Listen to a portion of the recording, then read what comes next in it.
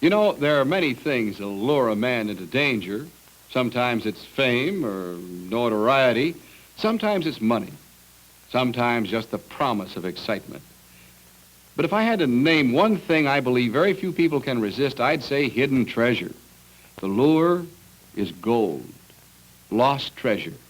The dangers are real, and so are those doubloons.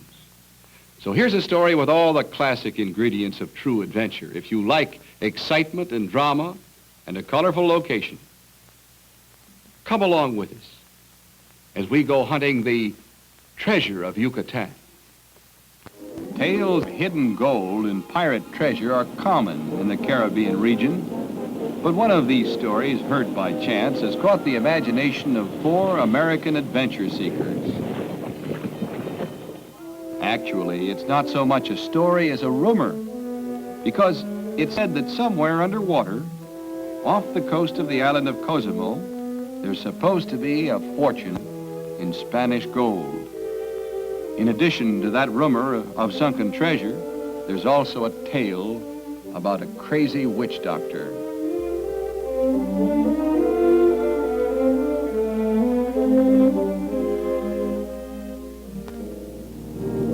Our party, consisting of Bumpy Bell, cameraman, his son Tinker, and Martin and Graham, a couple of expert divers, arrive in this fascinating area.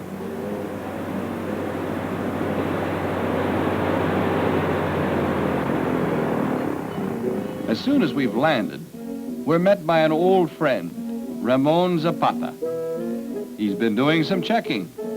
He says he can take us to meet someone who claims to have first-hand knowledge of the treasure.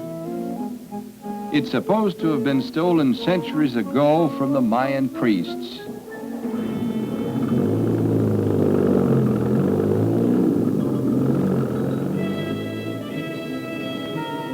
Our destination is the home of Captain Villanueva in the village of San Miguel.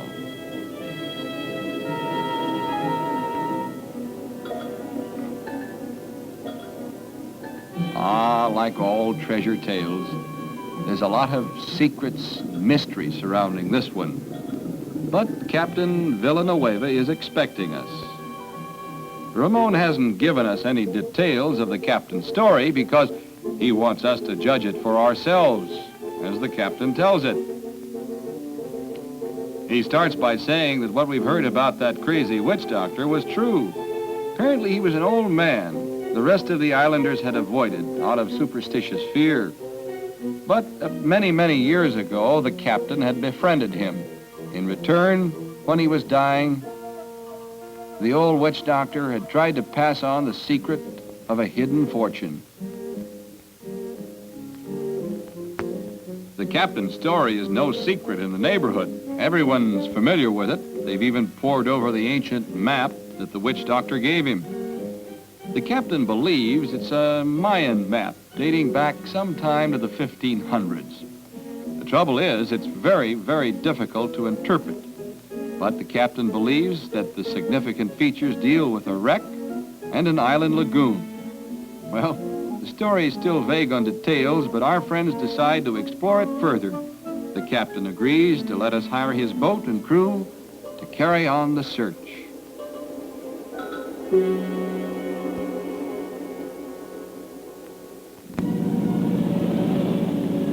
We're on our way to a lagoon near the eastern tip of the island.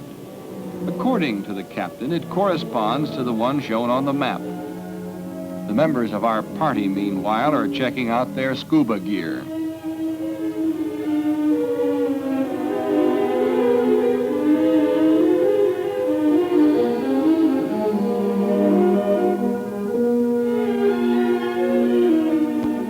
Ramon and 2 other members of the group, Tinker and Martin, study the map thoroughly. It shows what may be meant to be underwater caves, but the location is only approximate because the map is proving to be only a rough sketch. Nonetheless, the captain is sure that he knows the lagoon the map shows. It's one of the few clues he's been able to track down himself, so he leads us to it.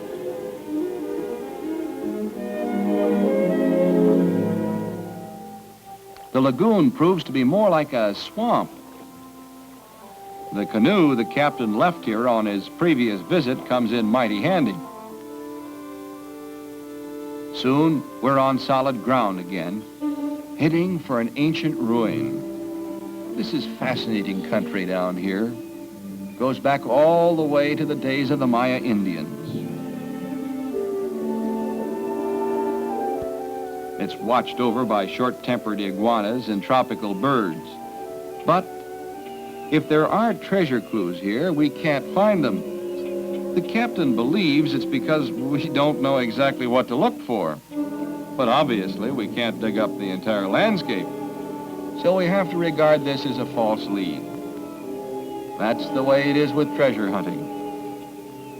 We start off now on a search for the wreck itself.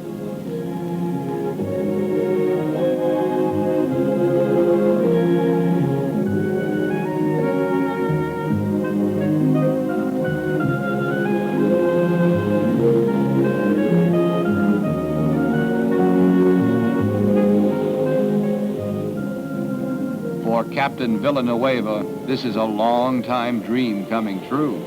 Although he's had the map for years, he's never had the money or the equipment to search the ocean floor. This is just the first of several locations where he believes the wreck may be found.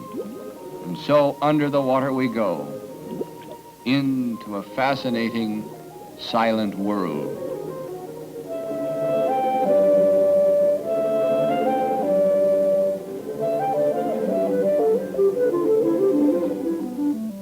But there's no sign of wreck anywhere down here.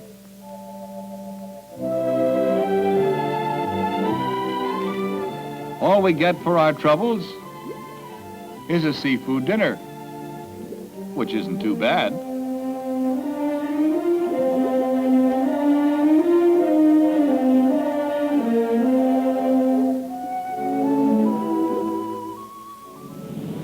By now, everyone except the captain is getting discouraged.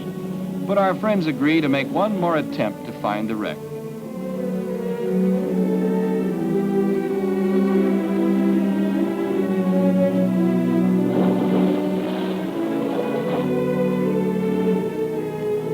The divers this time are Tinker and Graham. Both are pretty well convinced by now that they're hunting a will-o'-the-wisp.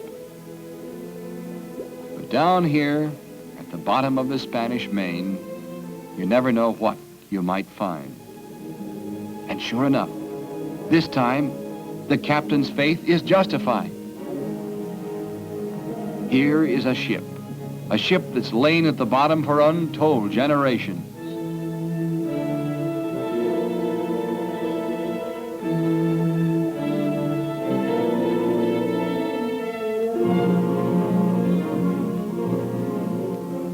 And it's not long before they make their first discoveries.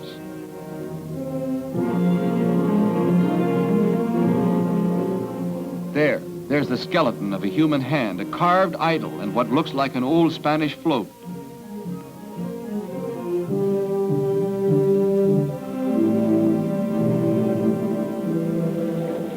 Well, the map has led us to a wreck.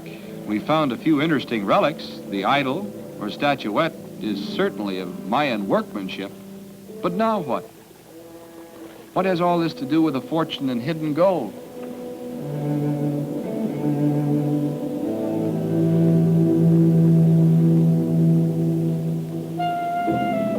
Using the wreck as a point of reference, we've decided to start looking for the nearest underwater caves. If you remember, underwater caves were spoken of in this story, a rumor of the old witch doctor.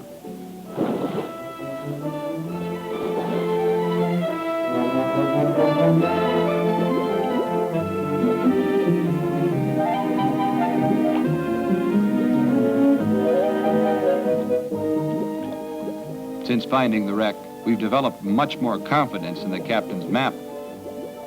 Sure enough, it's not long before Tinker and Graham discover the mouth of a submarine cave. The boys proceed cautiously. The captain has warned them to look out for rock falls, for cave-ins. It's an eerie, terrifying sensation to go inside a cave like this underwater. It soon becomes apparent that the cave is more of a passageway or tunnel.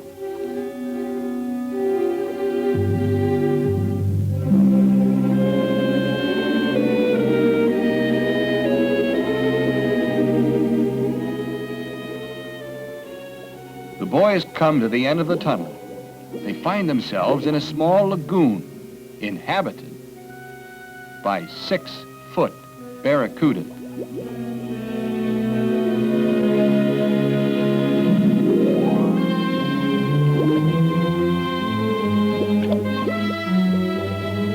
The lagoon is surrounded by jungle.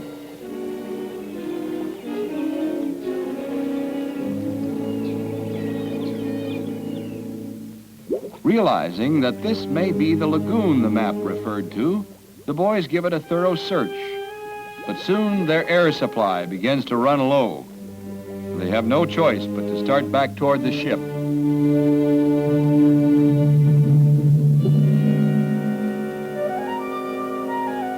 Now both of them are intrigued by occasional patches of light coming down through the ceiling of the tunnel.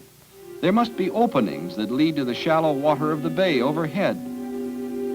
As Tinker moves on ahead of him, Graham investigates one of these exits. The first sign anything's wrong is a sudden stream of bubbles from a broken regulator. Graham is trapped and losing his air supply. On the surface, the children on shore, who are the sons of the crew, have yelled for help.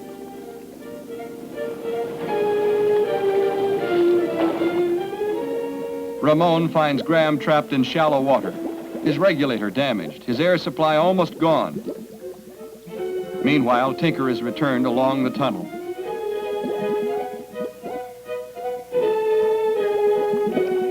Without his scuba gear, Graham would have made it through this exit without difficulty. Getting him free is no easy matter now.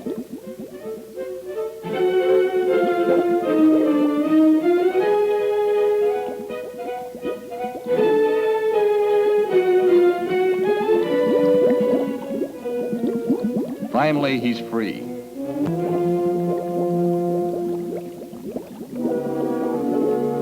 And up to the surface they go.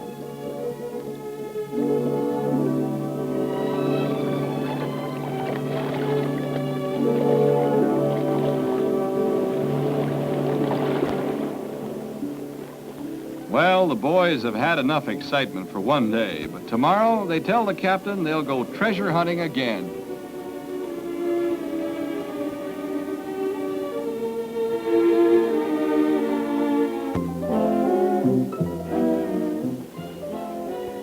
Sunrise finds our party checking out their scuba gear. They've decided that the best thing to do is to make a systematic search of the entire area, looking for caves.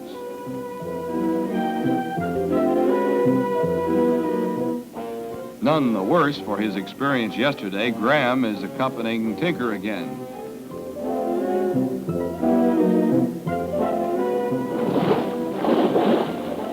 This dive is going to be a deep one.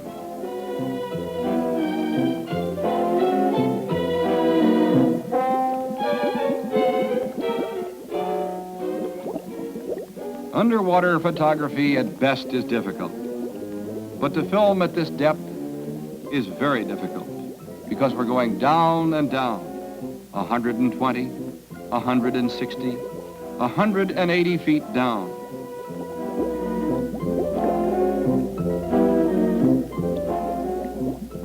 At this depth, there can be no question of finding the treasure. Without modern equipment, there'd be no way to get down here to hide it. But this far down, the ocean has a special fascination, and the boys keep going.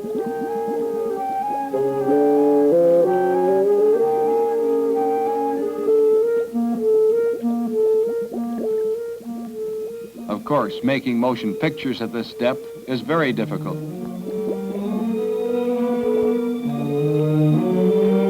200 feet down. Not many scuba divers can claim they've been this far beneath the surface. The big danger down here is the condition called nitrogen narcosis, or rapture of the deep. It's marked by a drunken sensation, sometimes sad, sometimes happy, easily fatal. because it makes divers forget where they are, makes them forget the most elementary safety precautions. This is a dream world that can easily turn into a nightmare. A fascinating dive, but not a productive one.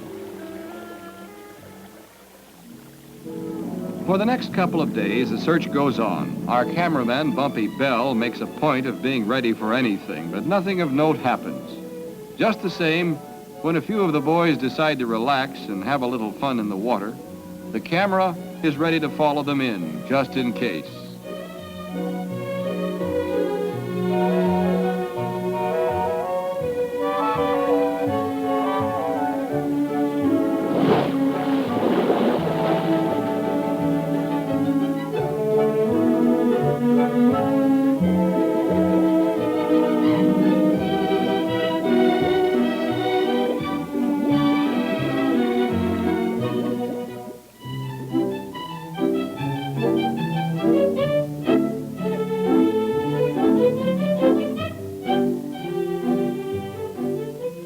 Here comes Graham, determined to do a little underwater hitchhiking.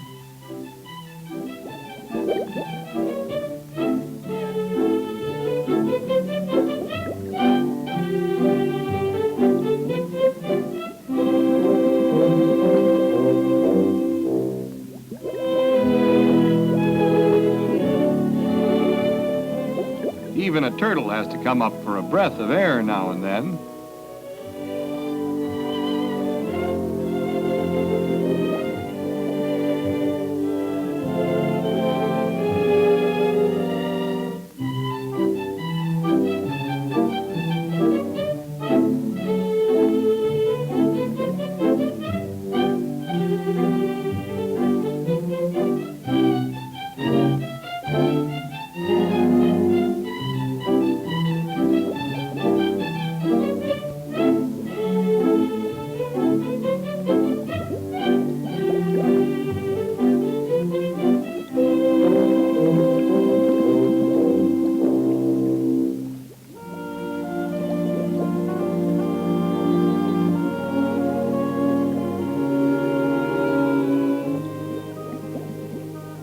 This is the fellow who leads the boys to their next adventure.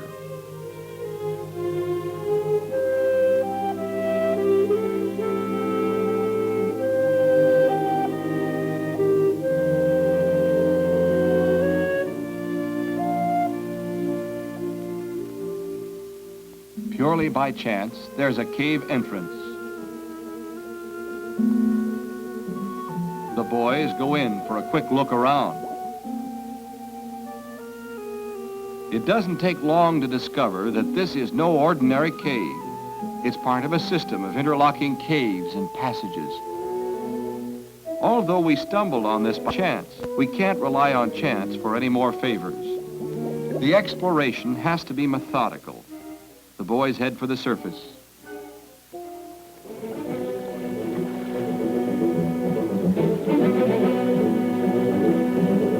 Come on, fellas. Rest time is over.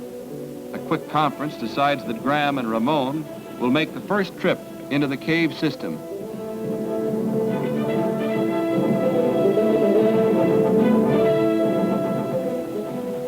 All the equipment is in good working order. The boys are ready to go, more excited than they care to admit.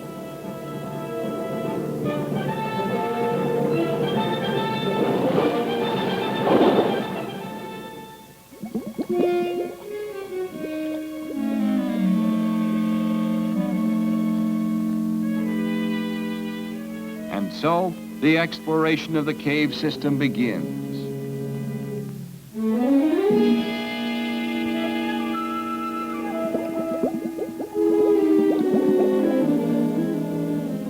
Remembering the captain's warning of cave-ins, Ramon and Graham keep a sharp lookout for signs of weakness in the rocky ceiling.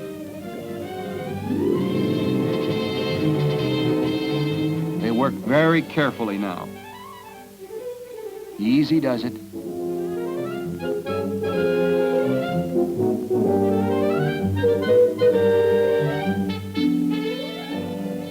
Can you imagine being under the water like this? deep in a cave?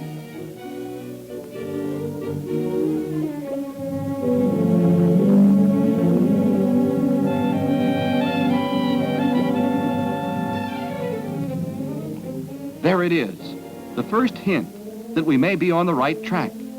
Actually, it's the first real sign we've had that the whole search isn't a wild goose chase.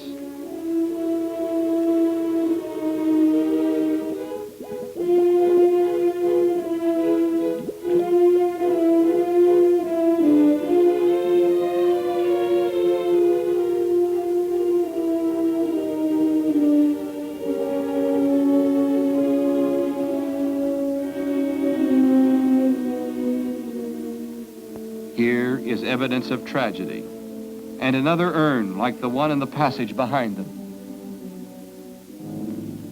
Suddenly, a cloud of sand streams down from the roof. Another of the containers. And this time, there's no doubt about it. From the noise, the roof is caving in.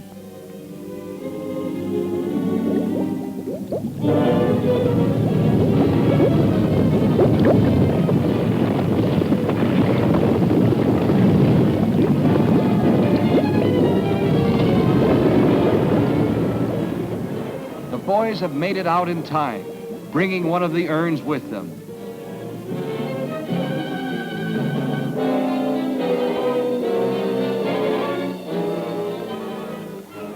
The urn they've salvaged is heavy. It's probably filled with sand during its many years underwater. The question is, does it contain anything more valuable?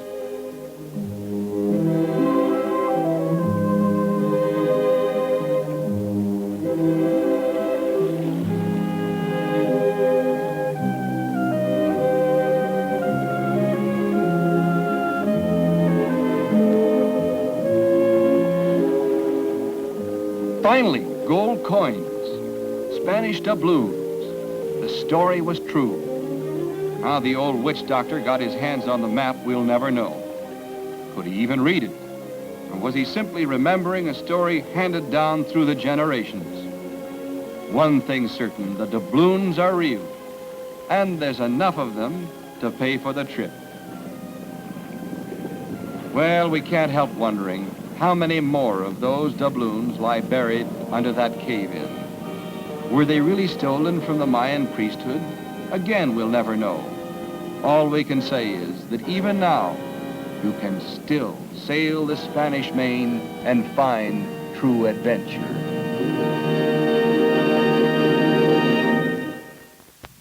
At the start of the program, we were talking about the things that will lure people into danger. And of course, with Bumpy Bell and his friends, the lure was gold. Or was it? Was it really a lure or just an excuse?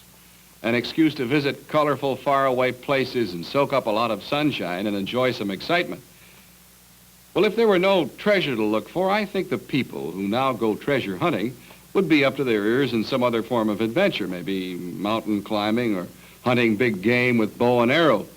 But the fact is, though, that there's plenty of treasure still waiting to be found. Treasure that we know went down with certain ships off the Florida Keys, for example, or the coast of Europe. Not to mention some of the more uncertain propositions like the lost treasure of Captain Kidd, the lost Dutchman gold mine. So gold, as an excuse for adventure, is going to be with us for a long, long while. Well, I hope you've enjoyed sharing this one with us. Until we meet again, this is Bill Burritt saying, may all your adventures be happy ones.